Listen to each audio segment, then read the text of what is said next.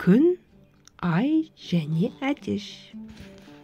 Ертеде аспанда ағайынды 3 бала өмір сүріпті.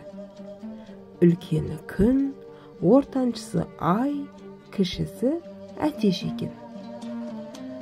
Күн жерде тіршілік ететін адамдарға, өсімдіктер мен жануарларға жарық пен жылу таратуға кеткенде, үйіндегі кіші інілері ай мен әтеш үнемі келіспей қала береді екен. Бір күні әбден ыза болған ай әтешті айдарынан ұстап алып, жерге лақтырып жіберіпті. Кешке үйге келген күн болған жағдайды естіп біледі. Ашуға булығып айға: «Туған ініңді көзін қиып қалай лақтырдың?